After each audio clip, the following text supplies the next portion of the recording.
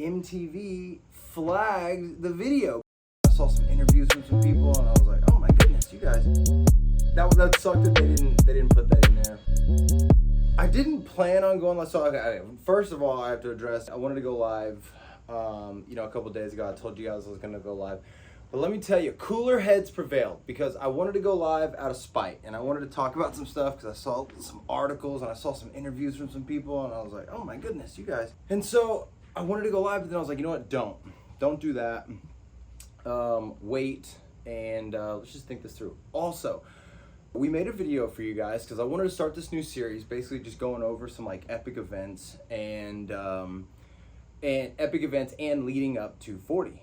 And it would have been leading up to the start of 40, but MTV flagged the video because I had clips of the Dirty 30 final in it. So they flagged it. We got it approved.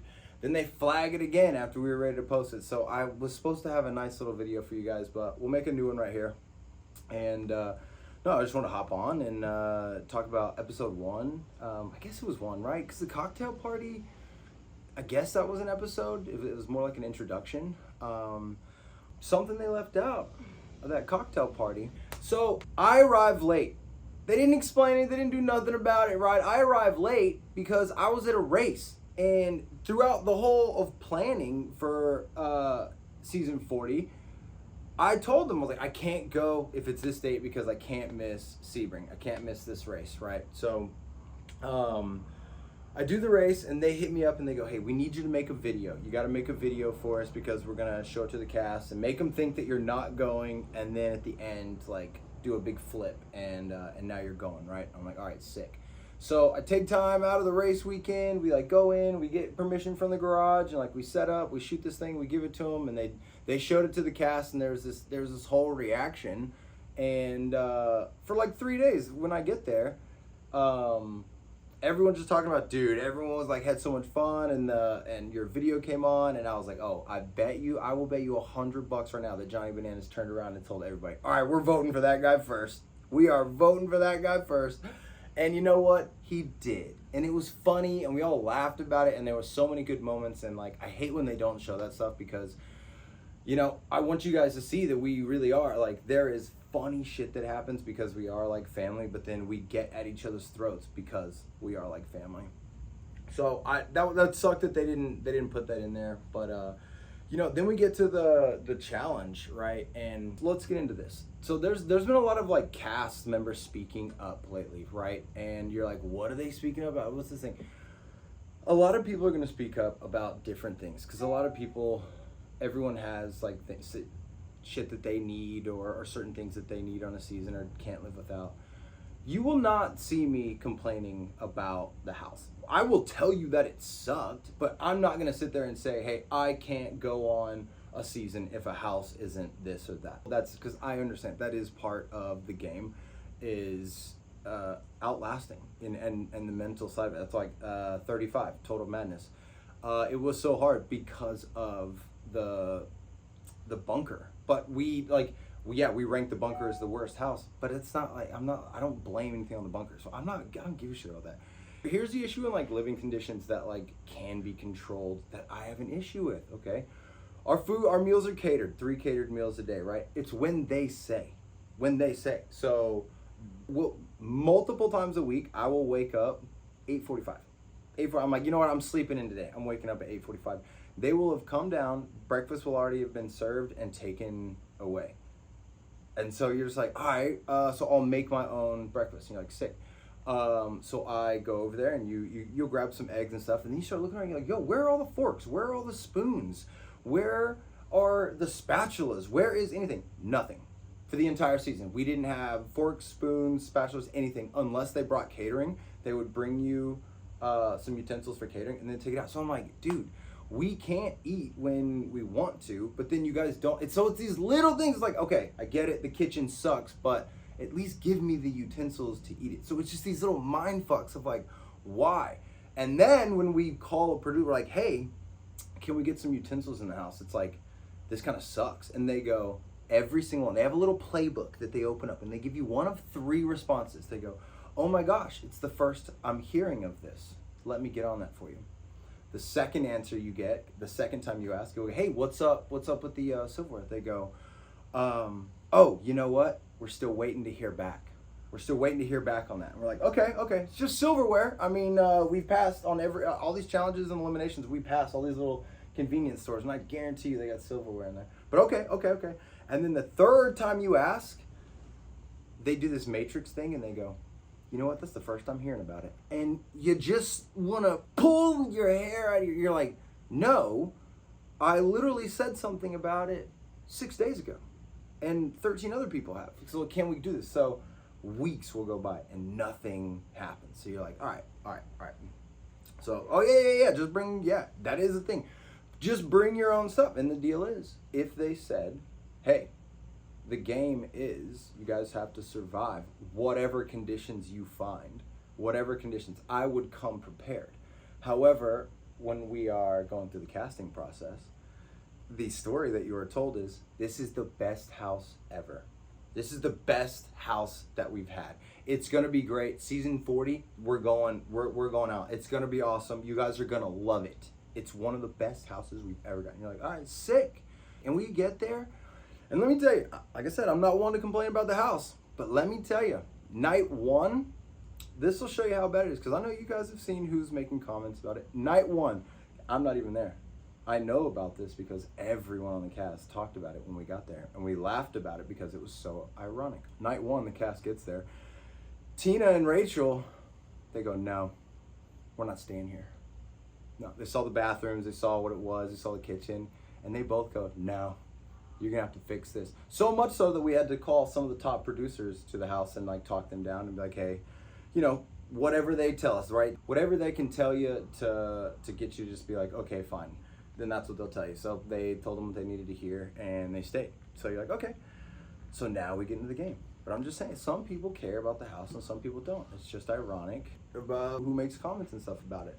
So how about that first challenge? That was it. Honestly, like the visuals of that, like so freaking cool. And I think that is going to be a theme throughout the season, is these visuals are sick. Like some of the, you know, and I don't know if you guys have noticed the way that it's shot now is very, very different. We did something very, very different. We used different cameras, a whole different setup for most of the house. We usually have these like broadcast cameras, and we still have some of those, but we like completely flipped, and now we use gimbals and these mirrorless cameras. I think it looks super good. I think production has done an amazing job with the visuals. That night, we did not get out of that trailer. No, that trailer was 120 degrees inside. We did not get out of that freaking container till about 2 a.m. That's when we got out of the thing. And what sucks is they don't tell you that, right? It's super frustrating when we're looking for any semblance of a structure. And this was so funny because in that New York Times article, a certain someone was like, oh yeah, these guys, I think they just don't like it when they, you know, they got to be on their structure. I'm a Virgo. I love a structure. I wake up before every challenge and still get a workout in because I need that structure of, I did a workout this morning, so my body is ready. We are begging for structure, and we can kind of figure it out, right? We'll do like, this is any given week. It could be, it could not. Sometimes we'll do 2 challenges in a week. Sometimes we'll do 3 challenges and eliminations in a 7-day period. And we're like, okay, let's get on this structure. And they will come in. I'm just gonna pull a real life situation from the season. 11 p.m. It's 11:06. I remember on my watch. And they go, hey, you guys have a challenge tomorrow. We're like, what? What? We're like, what do you mean? What do you mean we have a challenge? Like, you got, like, people are already asleep. They were literally, Era 1 was obviously already asleep. So they're going to wake up and be like, oh, and they handed their uniform, like, all right, it's time to challenge. As athletes, we have things that when it's a challenge day, people wake up and do certain things. They stretch in a certain way, things like that. So we are looking for any kind of structure, right? And it's just not there. You could wake up, they're like, you got a challenge in the morning, and then you wake up, they're like 6 a.m. wake up call. You wake up at like 8 and you're like, oh my God, what happened? And And like, oh yeah, it got canceled. And you're like, oh, okay, cool. So it's like, I know production stuff happens, but waiting until 10:30 or 11 p.m. at night to tell us that we have something in the morning, wild. Then, real life, shit, okay? I'm not exaggerating. These are nondescript moments in time.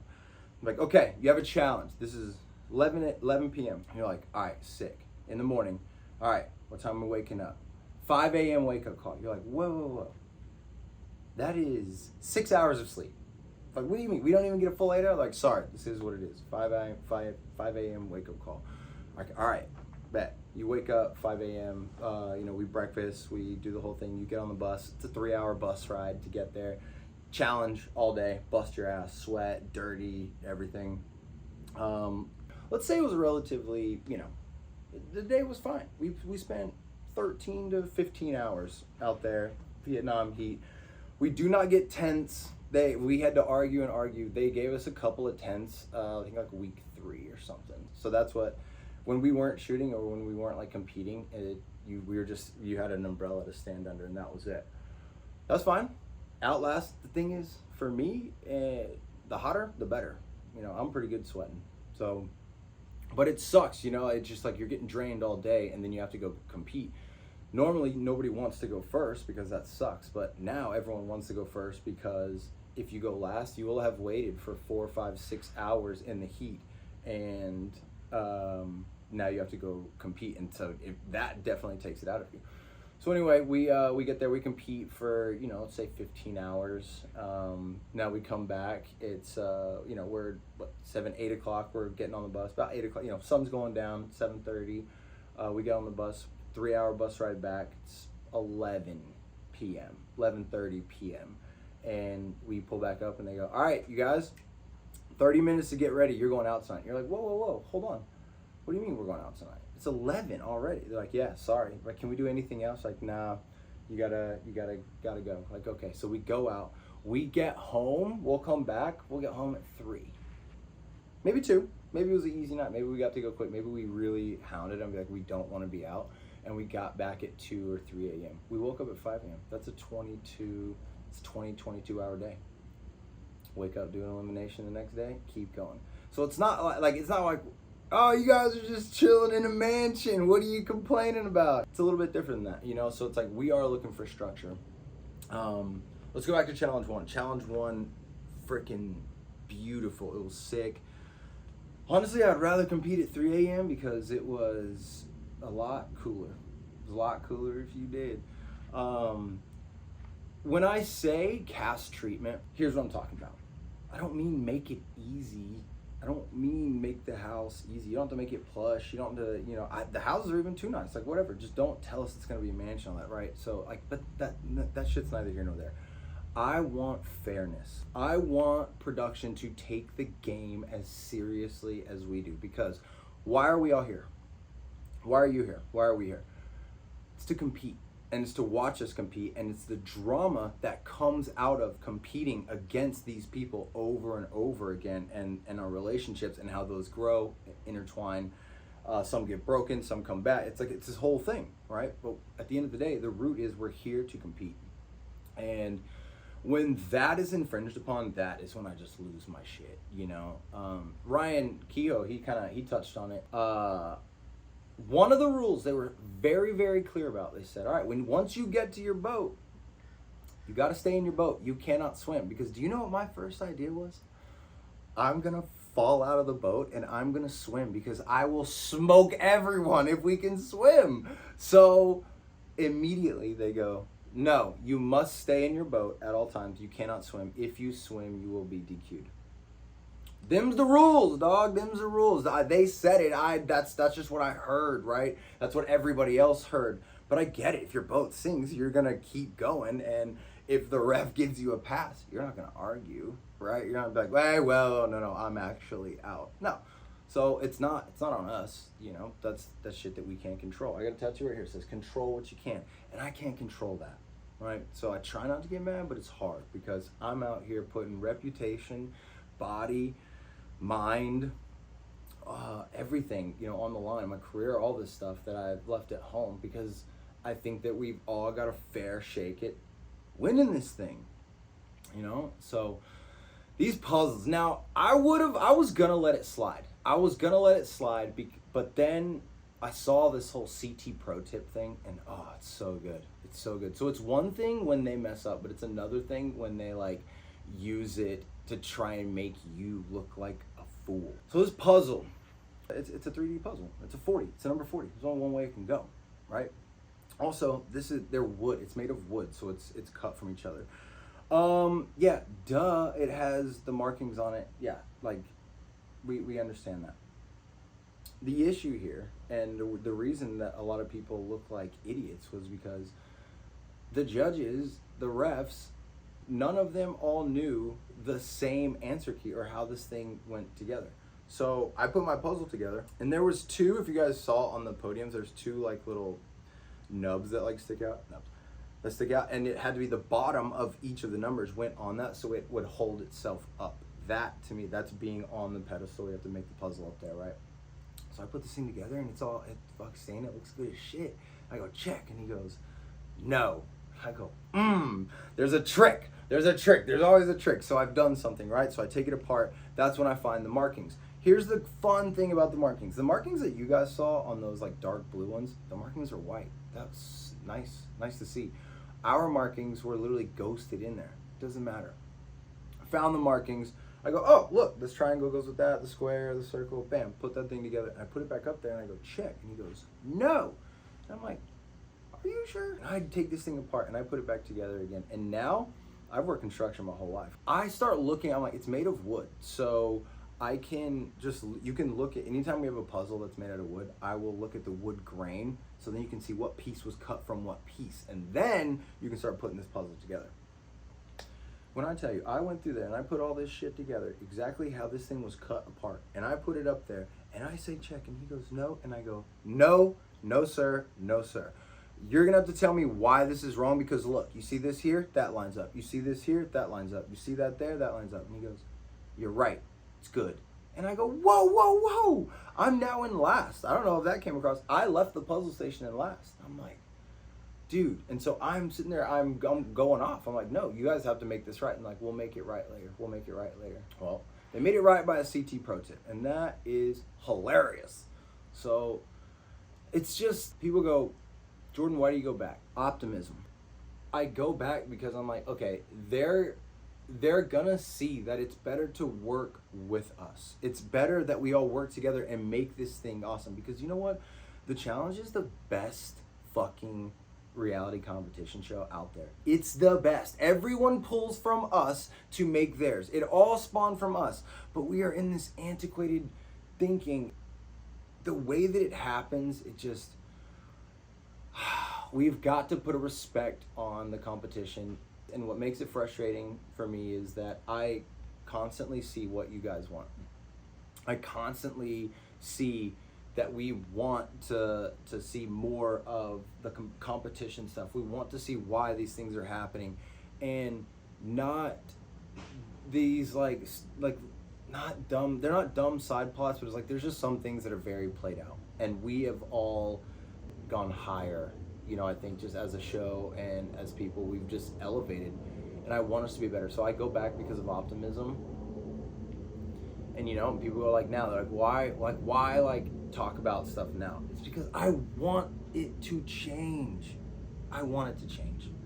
I want it to be better. I want it to be better for y'all, for all the contestants. Like these people are, look at it. There's a reason that people are still coming back after 15 years of not being on it, because the opportunity is so amazing. But we have to evolve with the times as well.